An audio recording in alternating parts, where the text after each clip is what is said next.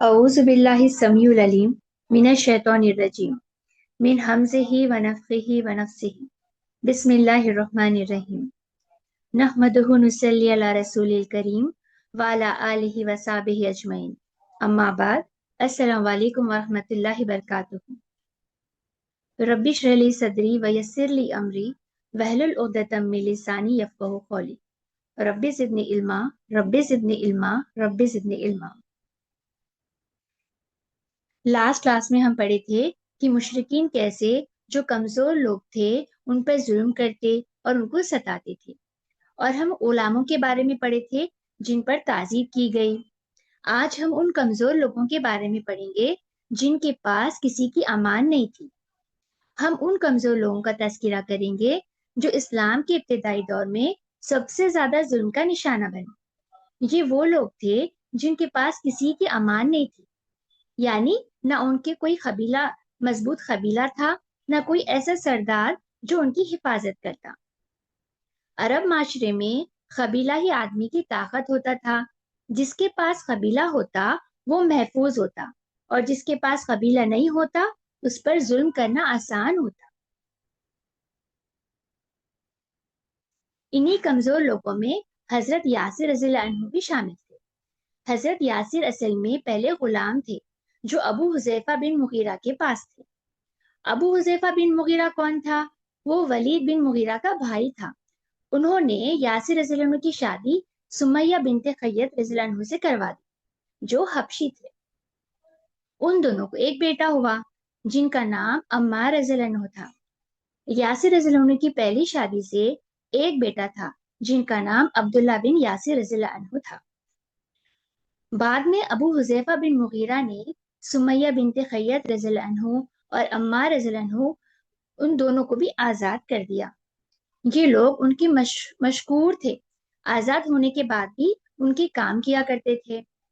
फिर कुछ अरसे बाद अबू हुज़ैफा बिन मुगीरा की वफात हो जाती। जब अबू हुज़ैफा की वफात हो जाती तो आले यासिर पर से वो कबीली हिफाजत भी उड़ जाती। अब ये लोग बिला कबीला बिला अमान रह गए। बस यहीं से उनकी आजमाइश का दौर शुरू होता है।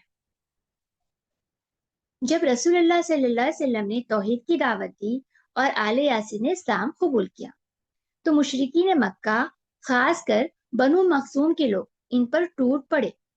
बनु मखसूम का सबसे बड़ा सरदार अबू जहल था, जो इस्लाम का सख्त दुश्मन था। अबू जहल ने देखा कि ये लोग न किसी कबीले की पनाह में हैं और न कोई उनका बदला लेने वाला है, इसलिए सबसे ज्यादा जुल्म इन्हीं पर किया गया। गरम रेत पर लिटाना, भूखा प्यासा रखना, लोहे की जंजीरों में जकड़ना, ये सब आले यासिर का रोज का मामूल बन गया। लेकिन हैरत की बात यह है कि इतने जुल्म के बावजूद इनके ईमान में कोई कमजोरी नहीं पैदा हुई। जब मोहम्मद सल्लल्लाहु अलैहि वसल्लम उनके पास से गुजरते तो मोहम्मद सल्लल्लाहु अलैहि वसल्लम तसल्ली देते और दुआ करते, आले यासिर सबर करो, तुम्हारा ठिकाना जन्नत है। ए अल्लाह आले यासिर को बख्श दे। देखिए, जो लोग गुलाम थे, जैसे कि हम पढ़े अबू फुकैया रज़ियल्लाहु अन्हु के बारे में, बिलाल रज़ियल्लाहु अन्हु के बारे में हम पढ़े कि वो लोग क्या थे, गुलाम थे। तो अबू बकर रज़ियल्लाहु अन्हु ने उन्हें खरीद कर आजाद कर दिया था। लेकिन ऐसे लोग जो कमजोर थे और किसी और की अथॉरिटी के अंदर थे, वहां आप सल्लल्लाहु अलैहि वसल्लम चाहकर भी उनकी मदद नहीं कर सकते थे। हजरत सुमैया रज़ियल्लाहु अन्हु एक 65 साल कमजोर औरत होने के बावजूद अबू जहल के सामने कलमे पर कायम रही। यहाँ तक कि अबू जहल की बात उन्होंने नहीं मानी और तौहीद पर कायम रही तो उस जालिम अबू जहल ने उनकी शर्मगाह पर नेजा मारकर उन्हें शहीद कर दिया। आप इस्लाम की पहली शहीदा थी। हजरत यासिर रज़ियल्लाहु अन्हु को इस कदर टॉर्चर किया जाता कि वो बर्दाश्त नहीं कर सके और वो भी शहीद हो गए। अब हम देखेंगे अम्मार बिन यासिर रज़ियल्लाहु अन्हु के बारे में। अबू बकर रज़ियल्लाहु अन्हु की दावत पर ईमान लाए थे। मुशरिकीन मक्का ने सख्त तरीन जुल्म किए। कभी उन्हें लोहे की जीरा पहनाकर तपती हुई धूप में खड़ा कर दिया जाता था। ऐसा क्यों करते थे? क्योंकि जब लोहे की जीरा तपती हुई धूप में होती ना तो बहुत ज्यादा गर्म हो जाती। جب وہ گرم زیرہ کسی انسان کے جسم پر ہوتی تو آگ جیسی جلن پیدا ہو جاتی، اس میں سانس لینا مشکل ہو جاتا تھا اور جسم کمزور پڑنے لگتا تھا۔ کبھی ان کے سینے پر سرخ اور بھاری پتھر رکھ دیے جاتے، کبھی پانی میں اس طرح ڈبایا جاتا جیسے کسی کو غرق کیا جا رہا ہو۔ یہ ظلم اتنے شدید ہوتے کہ برداشت کی ہر حد پار ہو جاتی تھی۔ ایک دن جب ظلم برداشت سے باہر ہو گیا تو مشرکین نے زبردستی ان سے اپنی مطلب کی بات کہلوا لی۔ زبان سے کچھ الفاظ نکل گئے، لیکن حضرت عمار رضی اللہ عنہ کا دل پوری طرح ایمان پر قائم رہا اور اللہ پر یقین میں ذرہ برابر بھی کمی نہیں آئی۔ جب یہ سخت امتحان ختم ہوا تو بعد میں وہ روتی ہوئی حالت میں رسول اللہ صلی اللہ علیہ وسلم کے پاس آئے اور پوچھا، یا رسول اللہ، کیا میں ہلاک ہو گیا؟ رسول اللہ صلی اللہ علیہ وسلم نے پوچھا، تمہارا دل کا حال کیسا تھا؟ عمار رضی اللہ عنہ نے کہا، میرا دل ایمان پر مطمئن تھا۔ تب اللہ سبحانہ تعالیٰ نے سورہ نحل کی آیت نمبر 106 نازل کی، جو شخص ایمان لانے کے بعد کفر کرے، وہ اگر مجبور کیا گیا ہو اور اس کا دل ایمان پر مطمئن ہو تب تو خیر ہے، مگر جس نے دل کی رضامندی سے کفر کو قبول کر لیا اس پر اللہ کا غضب ہے اور ایسے سب لوگوں کے لیے بڑا عذاب ہے۔ اس آیت سے ہم کیا سبق لیتے؟ اللہ سبحانہ تعالیٰ دل کا حال دیکھتے۔ زبان سے کہنا مجبوری میں اور دل سے مان لینا دونوں میں فرق ہے۔ مجبوری میں گناہ نہیں ہے، مگر کب؟ جب جان کا خطرہ ہو، سخت ظلم ہو اور دل ایمان پر قائم ہو تو اللہ سبحانہ تعالیٰ معاف کر دے۔ اصل جرم کیا ہے؟ دل سے کفر کو قبول کرنا، اللہ اور رسول اللہ صلی اللہ علیہ وسلم سے منہ پھیر لینا، اس پر اللہ کا غضب ہے۔ یہاں ہم ایک حدیث دیکھتے ہوئے چلیں گے۔ یہ صحیح بخاری اور صحیح مسلم سے روایت کی گئی ہے۔ جنگ صفین میں رسول اللہ صلی اللہ علیہ وسلم کی پیش گوئی۔ عمار رضی اللہ عنہ جس گروپ میں ہوں گے وہ حق کے ساتھ ہے۔ محمد صلی اللہ علیہ وسلم نے فرمایا، یہ کیسی بات ہے کہ عمار سب کو جنت کی طرف بلاتے ہیں اور سب ان کو جہنم کی طرف بلاتے ہیں۔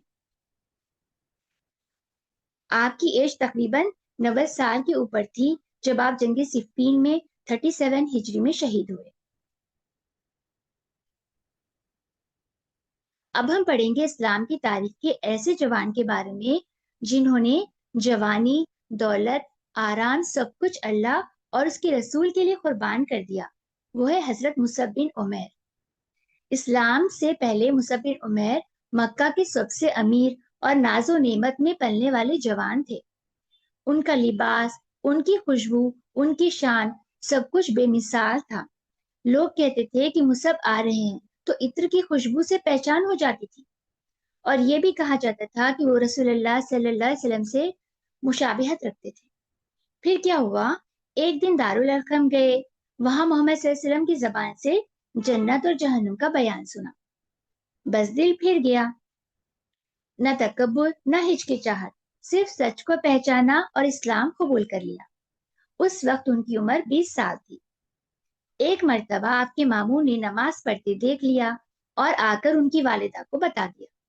جب ان کی والدہ کو یہ پتا چلا تو والدہ نے قید کر دیا، کھانا پینا بند کر دیا، یہاں تک کہ مصعب بن عمیر کا جسم کمزور ہو گیا، لیکن مصعب بن عمیر نے اسلام نہیں چھوڑا۔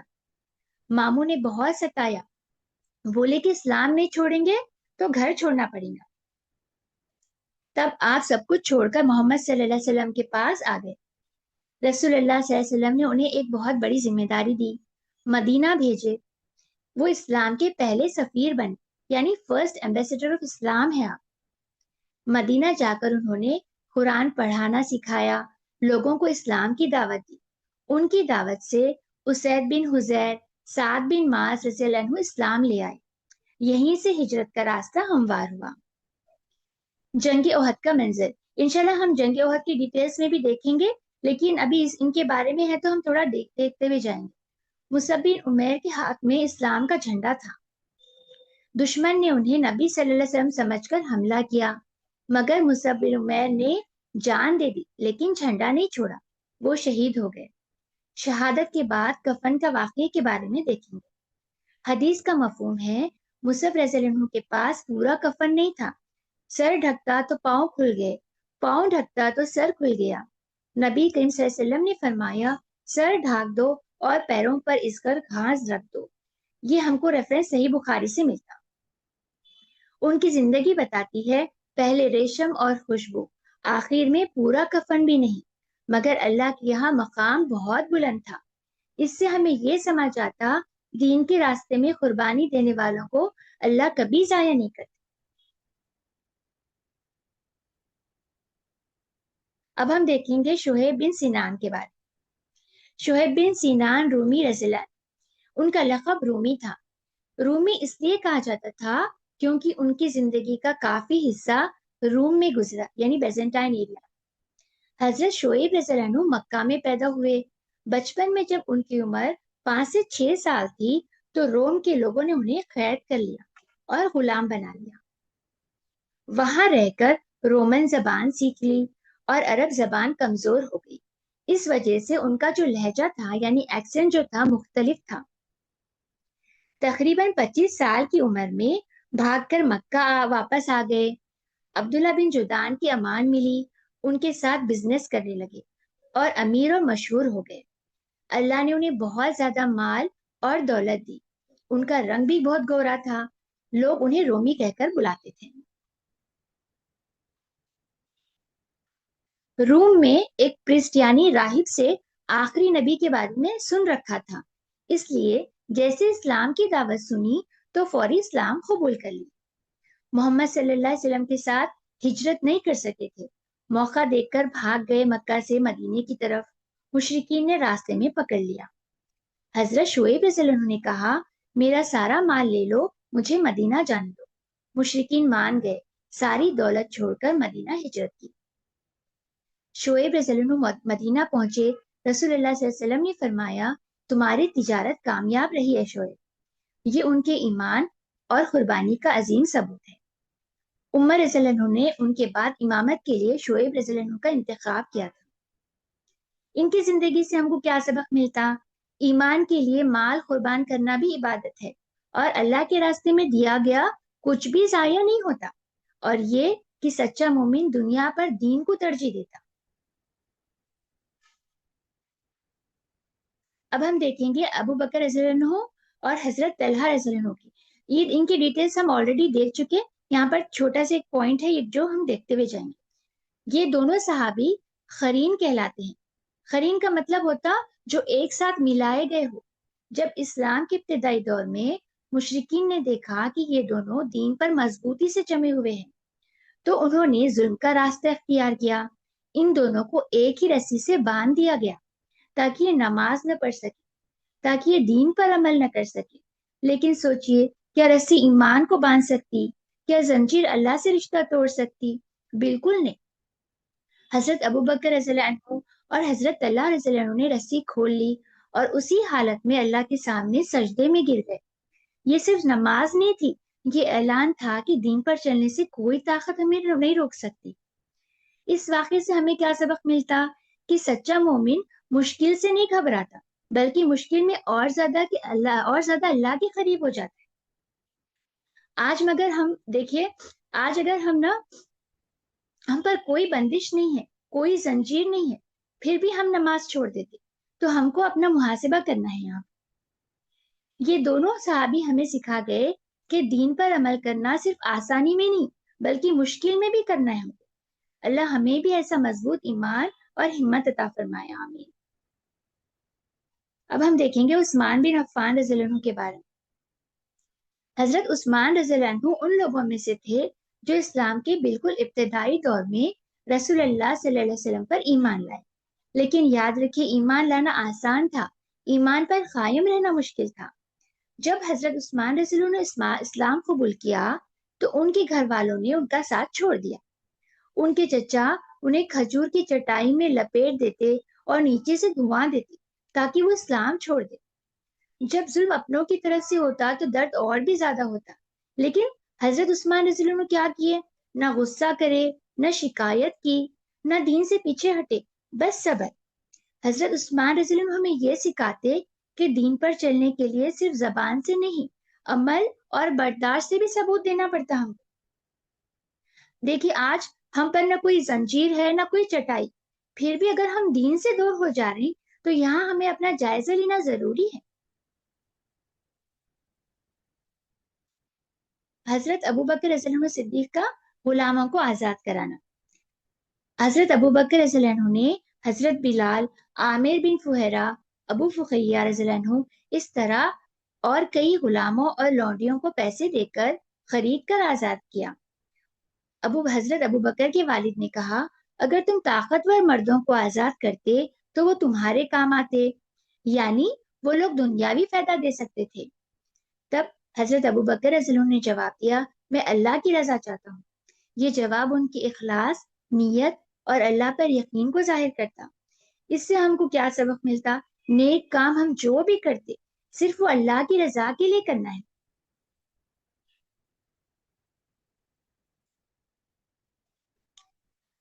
ابو جہل اپنی طاقت اور مال پر گھمنڈ کرتا تھا۔ وہ لوگوں کو اکساتا، دھمکی دیتا، کمزوروں پر سختی کرتا تھا۔ اس کی سوچ کا مرکز صرف ایک ہی تھا، تکبر۔ تکبر کا نتیجہ ہمیشہ تباہی ہے۔ جب انسان اپنے آپ کو سب سے بڑا سمجھنے لگتا تو وہ حق کو پہچاننے سے انکار کر دیتا۔ اس لیے اسلام ہمیں سکھاتا، مال ہو یا طاقت، یہ بس امتحان ہے، فخر کے سبب نہیں ہے۔ ظلم اور گھمنڈ ہمیں ابو جہل جیسا بنا دیتا ہے، جبکہ صبر، قناعت اور نرمی ہمیں اللہ کے قریب لے جاتی۔ آج کا عمل آف دا ڈے ہمارا کیا ہے؟ ایک خوبصورت پیغام دیتا ہم کو، جنت سے کم پر ہم کو سیٹسفائی نہیں ہونا ہے اور ثابت قدم رہنا ہے۔ اس کا مطلب کیا ہے؟ جنت سے کم پہ سیٹسفائی نہیں ہونا مطلب کیا؟ جیسے اپنی زندگی کا فائنل گول صرف جنت کو بنانا ہے۔ دنیا کی ہر چیز، پیسہ، پڑھائی، عزت، مشکلات، یہ سب ٹیمپرری ہے۔ جیسے کہ اگر ہم ایگزامپل سے سمجھے نا، جیسے ایک مثال سے اگر ہم سمجھے، سوچیے اگر ہم ایگزام دے رہے، اگر ہم یہ کہیں کہ بس ہم پاس ہو جائے تو کافی ہے، تو ہم کیا کرتے ہیں؟ محنت ہماری کم ہو جاتی۔ لیکن اگر ہم یہ کہیں کہ ہمیں کو ٹاپ کرنا ہے تو ہم کیا کرتے؟ زیادہ محنت کرتے، غلطیوں سے سیکھتے، ہار نہیں مانتے۔ جنت کا بھی ٹارگیٹ ایسا ہی ہے۔ اب ہم کو چیک کرنا ہے کہ ہمارا ایمان کون سے لیول کا ہے۔ اب ہم پڑھیں گے آپ صلی اللہ علیہ وسلم کے ساتھ مشرکین کے رویے کی بات۔ مشرکین آپ صلی اللہ علیہ وسلم کے ساتھ زیادتی کی جرت نہیں کر پاتے تھے، کیونکہ اللہ سبحانہ تعالیٰ نے آپ صلی اللہ علیہ وسلم کو رعب اور شرف عطا کیا تھا۔ ابو طالب کی حمایت اور حفاظت ملی۔ جیسے کہ ہم جانتے ہیں کہ ابو طالب قریش کے عظیم سردار تھے، بنو عبد مناف سے تھے۔ لوگ ان کی عزت اور احترام کرتے تھے اور ان کی بات مانتے تھے۔ آپ صلی اللہ علیہ وسلم بہت ریپوٹیڈ خاندان سے تھے، اس لیے لوگ کوئی ایسا قدم اٹھانے کے بجائے ان سے بات کرنے کی سوچتے، مگر سخت انداز میں۔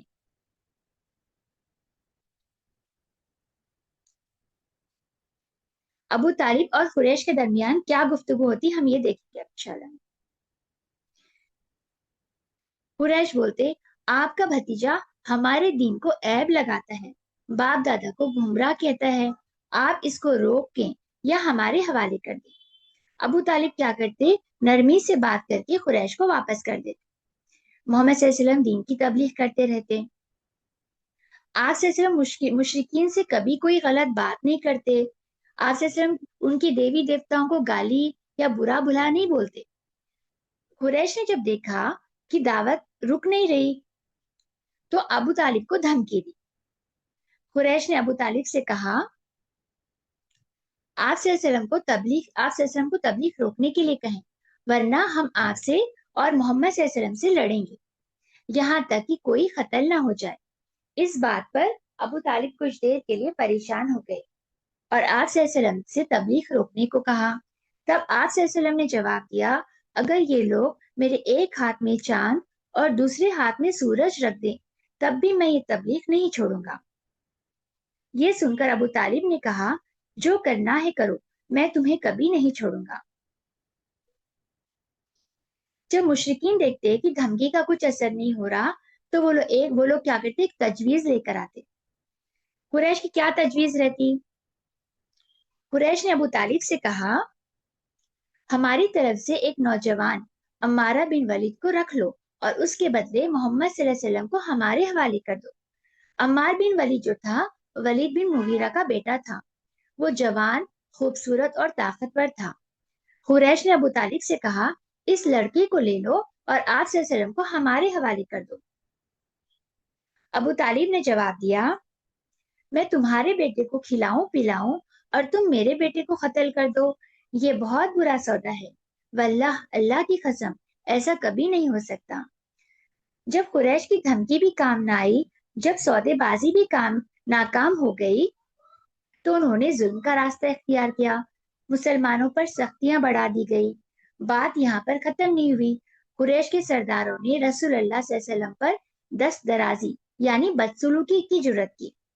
اس دور میں ہر قبیلے کا اپنا نظام تھا اور صرف قبیلے کے سردار ہی ایسا قدم اٹھا سکتے تھے۔ اس وقت رسول اللہ صلی اللہ علیہ وسلم صرف اتنا ہی کہتے اے بنو عبد مناف، یہ کیسا پڑوس ہے۔ سوچئے دشمن سامنے ہے، ظلم ہو رہا، تکلیف دی جا رہی، لیکن پھر بھی آپ صلی اللہ علیہ وسلم نے کبھی گالی نہیں دی، زبان سے وہ بات نہیں نکلی جو کسی کو چبھے۔ آپ صلی اللہ علیہ وسلم کبھی ٹارچر کرنے والوں جیسے نہیں بنے، نہ کبھی بدلے لینے کے لیے ہاتھ اٹھائے، یہاں تک کہ بری بات کہنا بھی پسند نہیں کی۔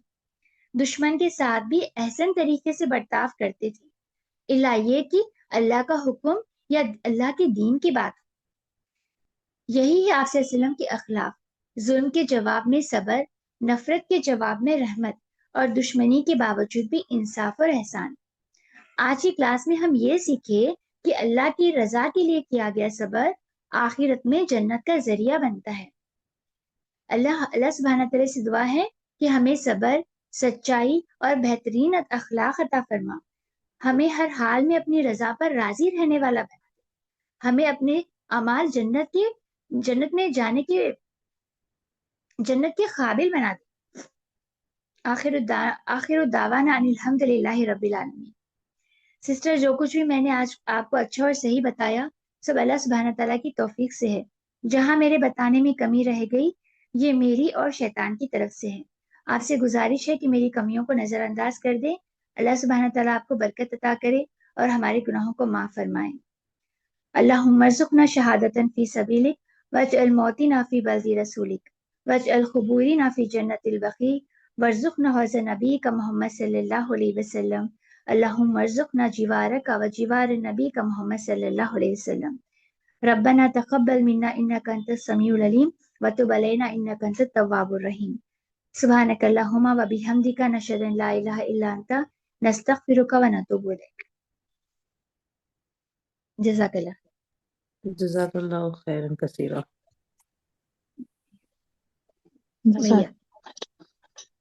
ویا کسی